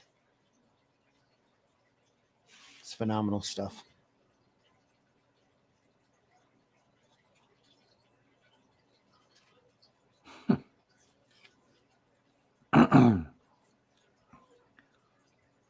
Oh, there's some solid black in there. Little, sitting here, little white lines. But again, either painted or scratched in here. But then the white of the sail. Yeah. Just and then the light on the water as well under the boat. Just brilliant. Phenomenal. I took advantage of the moment of darkness and cast my basket into the sea.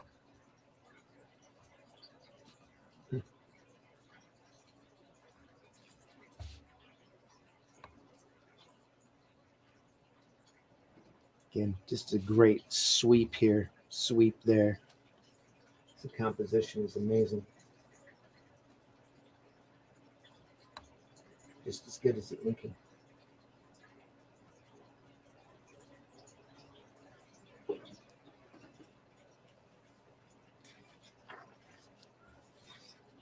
Onward we go.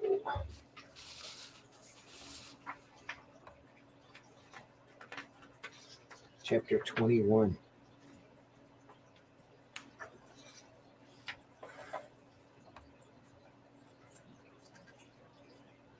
I entered the room where the corpse lay and led up to the coffin. Oh, and was led up to the coffin.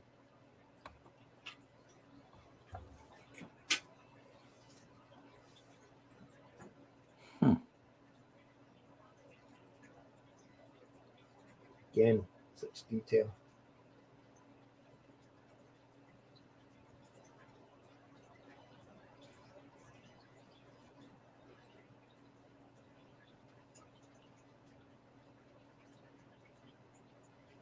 Crony.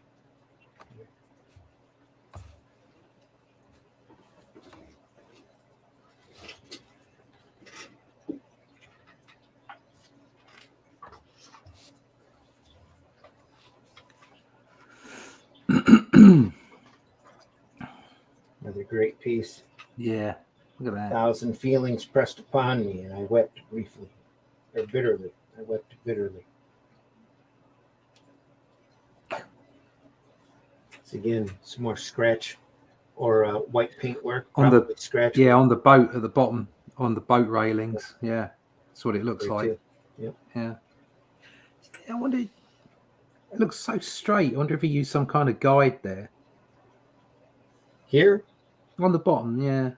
Those don't look straight. It's all wood grain. It's all shaky. Here.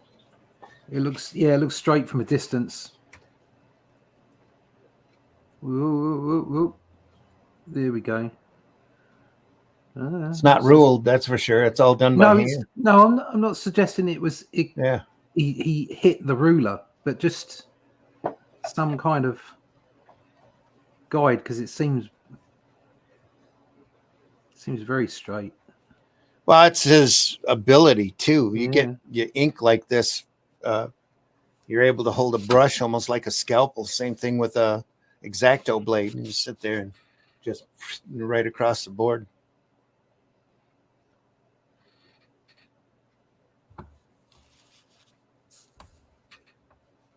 Wonderful effect, though.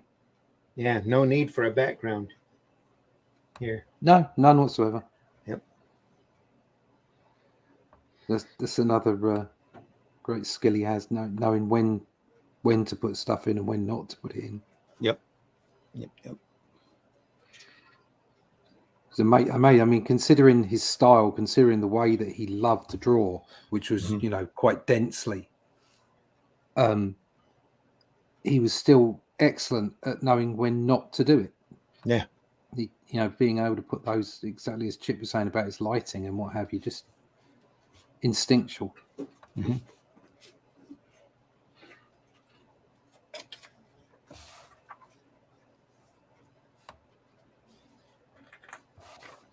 Chapter 22. Here we are.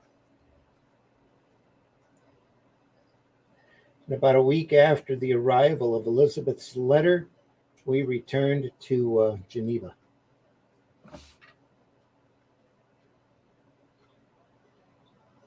And again, negative space here. There's trees, rocks. Yeah. He's got very long legs. Yeah, he does. Skinny dude. His pants are hitched up, way up too.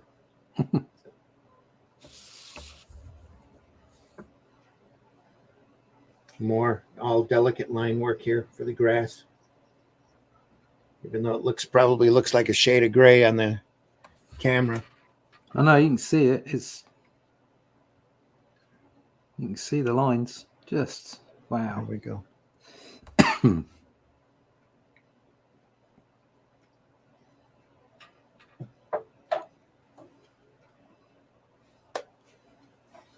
And again, if you ink comics at all, this is a book you need to buy. This is a book that you need to study.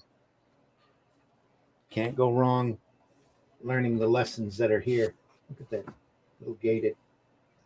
Yeah, and don't get tricked into thinking, oh, but my style isn't like that. Yeah. It doesn't matter.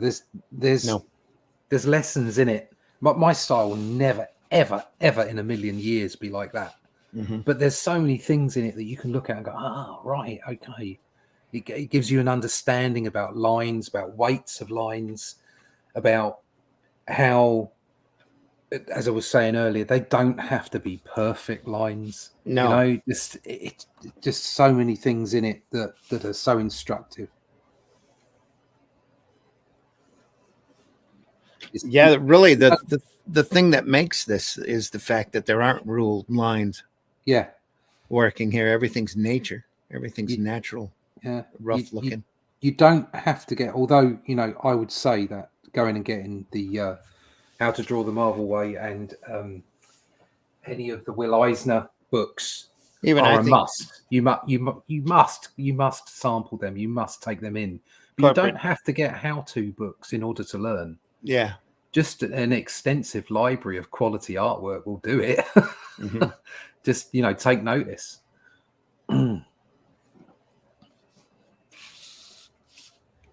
Getting a steady hand sure helps. Yeah. I've noticed that my hand has steadied just from experience, literally just doing it more and more and more. Yeah. And also the confidence that I'm talking about in that, about the line, about not having to have the perfect line every time. Right.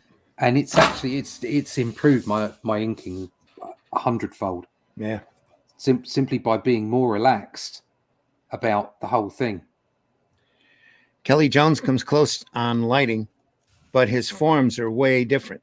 They tender with brush similar enough that they're always compared. Yeah. Mm. Kyle Holtz and which Jason was camera ready and able to come out on these podcasts because he would have loved to have been part of this show because Jason Moore's a big inker that has inked Kelly and inked Kyle Holtz and does a lot of this fine line work. It'd have been great to have had on the show today. I think critical, harsh feedback is more helpful than any book I've ever read. I don't know. I've seen some people get critical, harsh feedback. I've gotten critical, harsh feedback on my stuff in the past. And it just, I grew more to resent it and do better just to prove the critic wrong than, to be inspired and create out of art and beauty. Yeah, I think there's two ways of looking at it. Definitely. Though anger is a great motivator. I've seen Neil Adams do a critique that he's got the artist in tears. So could never tell you what happened to that guy.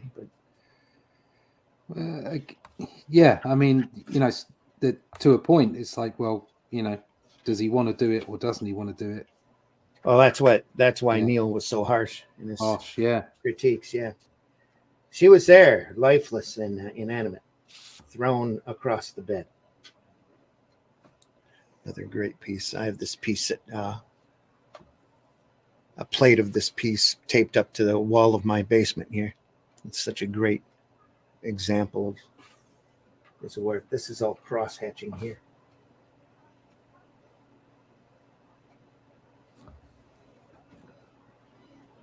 Which is rare for him because you really see him crosshatch very often. But this whole piece, that's what we were saying. Crosshatching here earlier. He doesn't do a lot of crosshatching. It's all sort of like lines along the same axis. Everything is lines back here. Yeah, and then this is scratched in or white paint, then white paint with a brush. And with the way that he's doing it, giving perspective along the bedcloth, which is gorgeous. Yeah.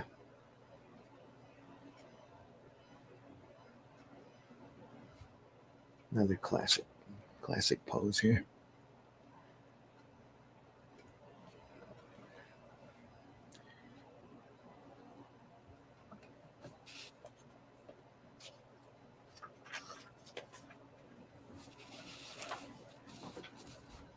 I fell at last in a state of utter exhaustion.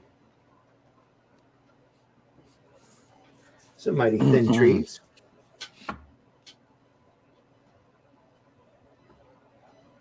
Again, just great costuming, great line work. Reflection, the light from the torch. Folds as well in the fabric. Yeah.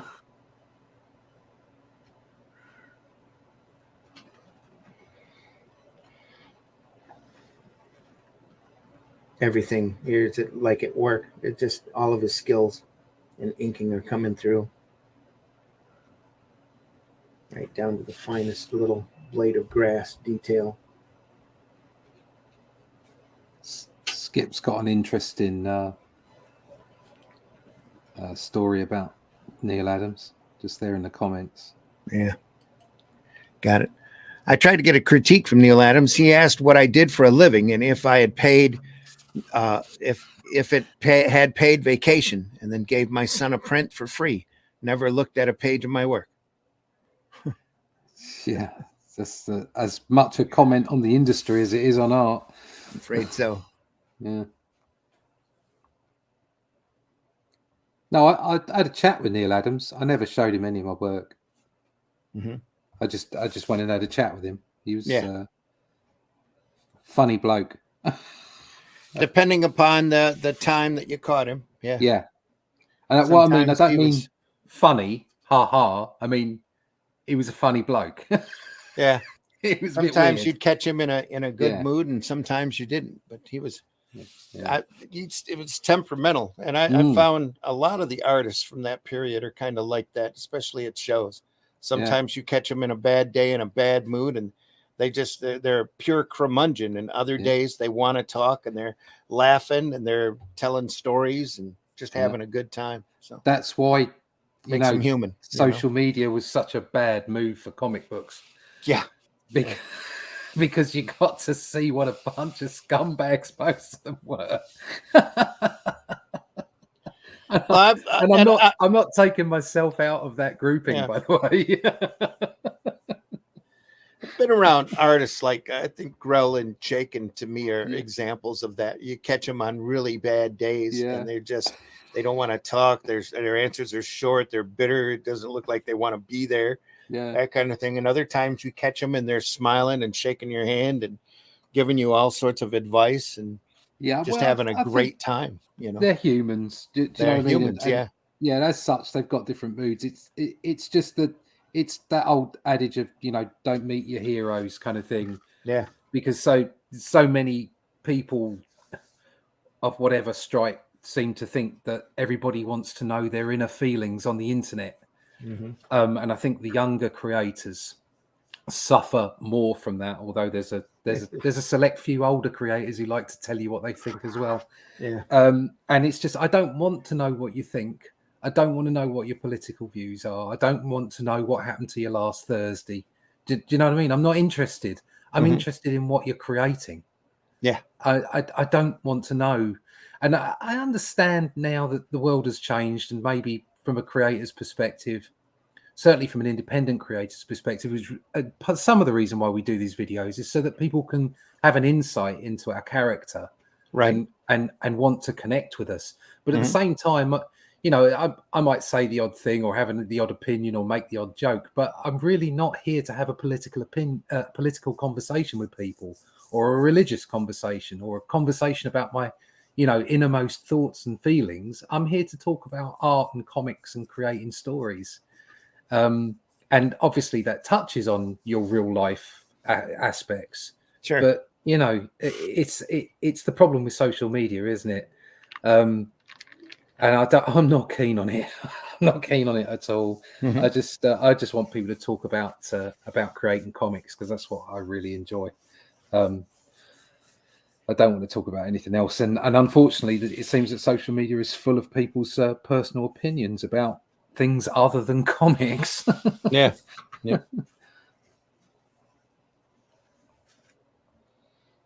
And again, everything at work here, multiple levels, beautiful line work.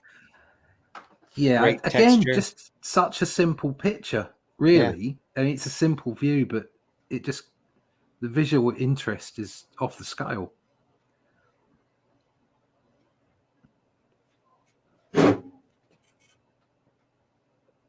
I continued with,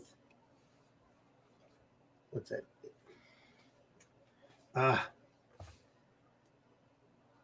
Unabated fervor to converse in immense deserts until the ocean appeared.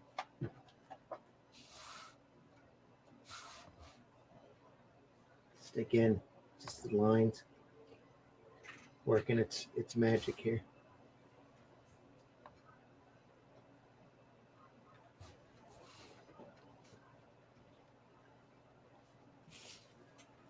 Getting towards the back of the book now. We're getting close, aren't we? It's 10-2, so Getting close.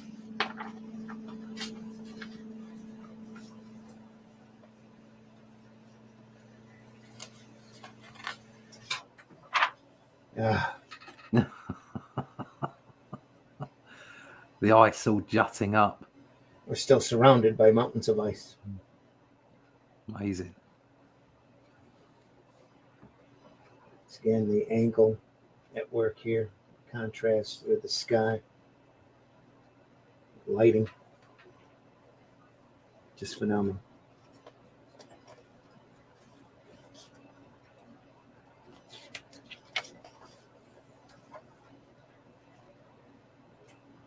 Presently, he called to me in a feeble voice.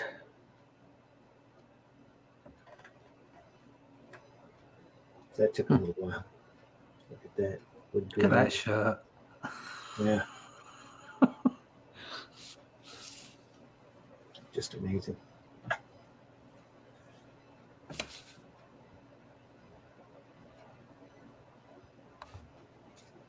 More detail up here, even in the rafters. It's phenomenal stuff.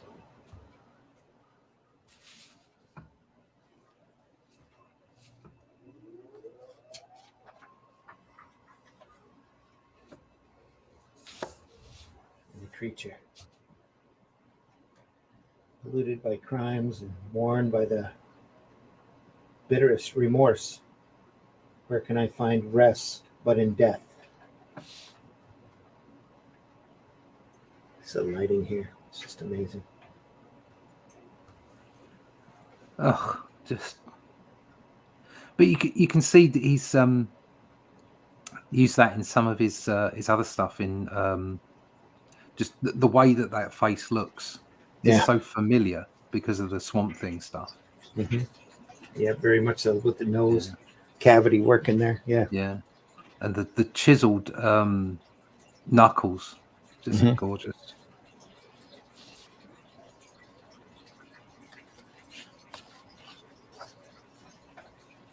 There we are.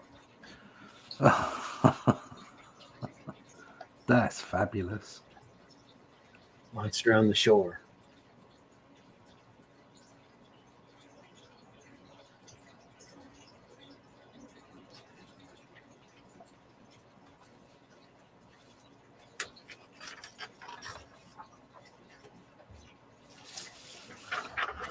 I believe that's it. That's it. That is it. That's it.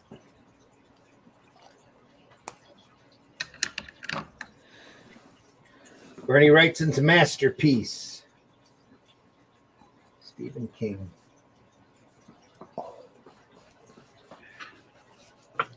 Folks, we've been looking at Bernie Wrightson's Frankenstein here on Comics by Night. This is a paperback book edition of it. If you don't have a copy of this book and you ink in comics at all, you need a copy of this book. Buy it. Find it, track it down. Purchase it however you can. It's well worth it. I don't think this volume was very expensive when it came out. Looks like $15.95. Yeah, I think that the most recent one I got was maybe 20 quid. So, yeah. Usually in print, sometimes not. If you can get the original, good luck. Yeah. If you can get the original signed by Bernie, buy it. I don't know what they would even charge for that at this point. Great, great stuff. Not quite comics, but a comic master and master of illustration, master of inking. So much you can pull from this for your work, especially if you work in horror or if you just enjoy the work in general. Just phenomenal book. Can't recommend it highly enough. All right, everybody. Thanks again for stopping by. Deeply appreciate you. Hit that like button. If you can, leave a comment down below. If there's another bit of work you want us to look at, we'd be more than happy to do that. So next week, more horror stuff. Not quite sure exactly what we'll look at, but we'll look at something. That'll be along that vein. There's so much great material like this out there to take a look at. Just masterful work by some incredible creatives over the years. So definitely. All right, folks. Happy that you're here today. Happy you're with us. Russ, why don't you tell folks how they can find you? Yeah, you can get me at russleach.com. You can sign up for my email list there because we got a new book coming. Here's some of the inks from that book, The Shadow Kingdom. It's another classic. And here's the cover. So much for me doing the lettering on that page. Oh, good. There's the cover. All right, look at that. That's come out all right. I mean, obviously, we've just been looking at the master, but this is a little bit more detailed than my usual work. But that's as much detail as I'm going to. That's for sure. Nowhere we can get close to that kind of stuff. But it's looking good. It's coming out. Here's another part. Just doing a double page spread here, and here's the left hand page of that. So see what's going on there. So if you want to find out more about that, go over to russleach.com and sign up for the email list. Also, there's all my social network connections there. You can find me on Instagram, Twitter, whatever that X thing is, all those kind of things, Facebook, and you can get me there, russleach.com.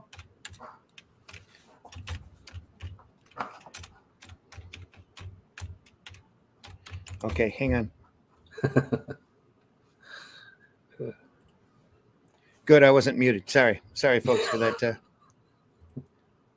And folks, I've been your host, Randy Zimmerman. You can find my work over at aerocomics.store.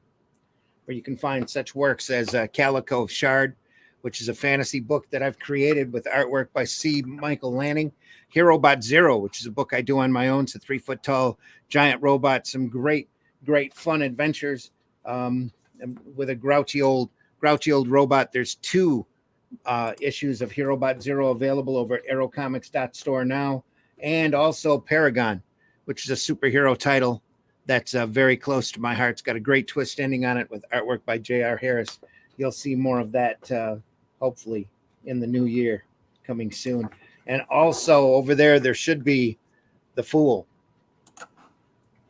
which is an urban vigilante character I created with artwork by Chris Tyson, beautiful colors by Patrick Gama, and just a lot of fun book.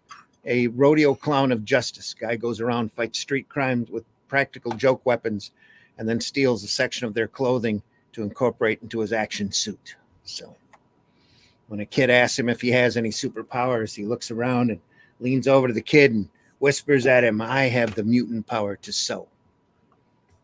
And he goes running off. Folks, there's so much great comic book work out there. Go visit your retailer, spend a few hours there. Look at those boxes that might be a little dust covered. There's some great gems in there, especially this time of year's phenomenal issues of eerie and creepy Vampirella, or those great old horror comics out there just waiting to be discovered. If you stop by our Sunday morning show, Sunday Funnies at 9 a.m. this Sunday, we're finishing off a great book about those old horror comics called The Horror. The comics the government didn't want you to read.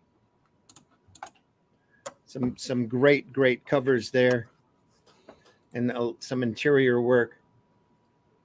It's a nice little coffee table collection. We have maybe a third of that book left to look at, and then we'll look at some other unusual old horror comics as well. That's this Sunday at 9 a.m. Eastern on the Sunday Funnies.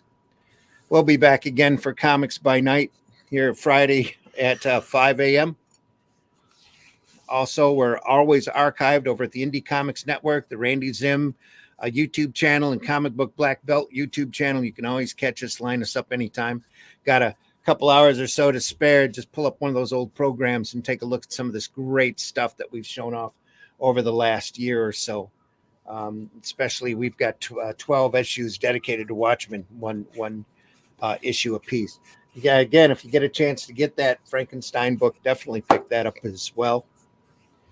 And look at the other programming over at the Indie Comics Network. Like, subscribe, hit the bell for notifications that we can use all the help we can get. We're never going to be monetized, but we like getting as large a crowd as possible. If you've enjoyed this program, tell your friends. All right, and if I've forgotten anything, buy independent and alternative comics, especially ours. We deeply appreciate everybody watching. We've had a really good audience today, and we deeply appreciate you. It's a very classic work. We're glad you were able to swing by. And hang on just a second. I'm going to mute myself while I cough off camera. Hang on.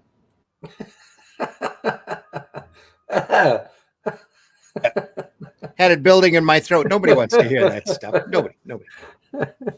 Thanks, Skip, for that supportive message. Thank you. Take care. Aerocomics.store. It's poor Russ. Nobody can follow Bernie. Yeah. And we don't show this work off to intimidate you. We show this work off to inspire you. Oh, it's inspiring, all right. Yeah. There's never going to be another Bernie Wrightson. Just accept it's the way it is. But there's always more of you out there to do more work. Yeah. And if this inspires you to learn more inking technique and to get better, then that's what we're here for. And that's as much as we love doing it. As much as people like Bernie and Frazetta or Buscema or whoever it might be, as much as you love them and you want to emulate them, you have to find your own way. You have to find your own style, because everybody's different. And there's objectively good and objectively bad. There's no doubt. The real world exists, but there's ways to get to it, and you got to find your own way. So but it's pretty hard following Bernie. Folks, if there's somebody else out there you want us to take a look at, let us know. There's all sorts of other stuff lined up. Make sure you stop back in or take a look at our archives. Like I said, buy alternative and independent comics, especially ours. Try to keep this, try to leave this industry in better shape than what you found it. Lord knows it needs it. Yeah. You know, if you're out there hating, you ain't creating. That's right. Hating ain't creating, folks. If you love comics, tell people you love it. Don't give people this idea that it's all bitterness, hatred, and Beavis and Butthead mentality drama.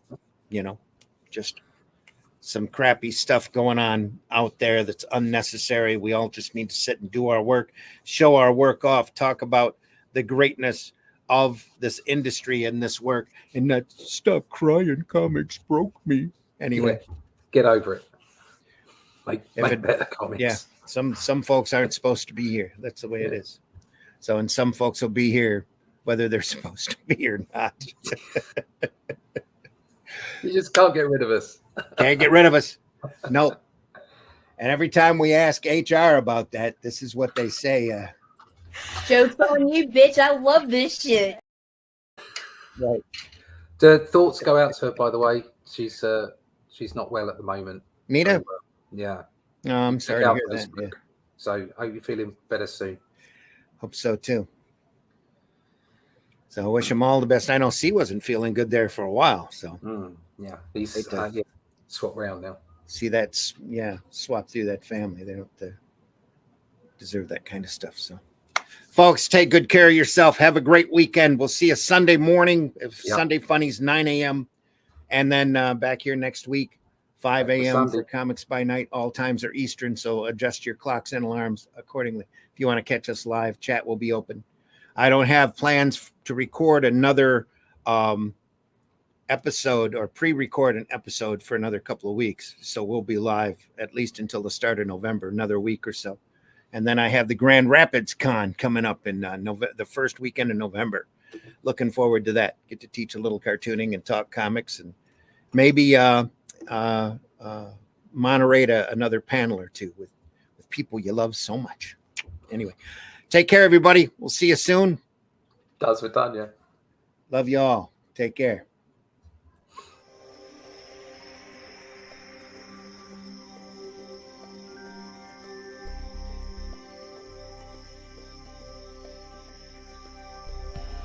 What was that? This is not a charade. We need total concentration. Now, once again, this time, with theory. Some men just want to watch the world burn. Can't nobody tell me nothing. How dare you? Get off my lawn.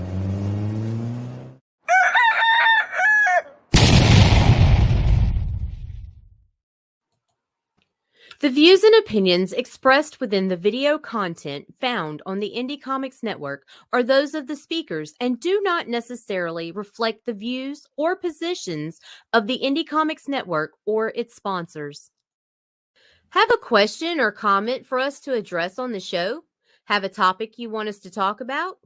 Email us at indiecomicsnetwork@gmail.com. Want your comics to arrive in pristine condition? Head over to GeminiComicSupply.com and save 10% on your next Gemini mailer order or anything in the Gemini Comics Supply store. Use coupon code RAGIN10. That's RAGIN 10.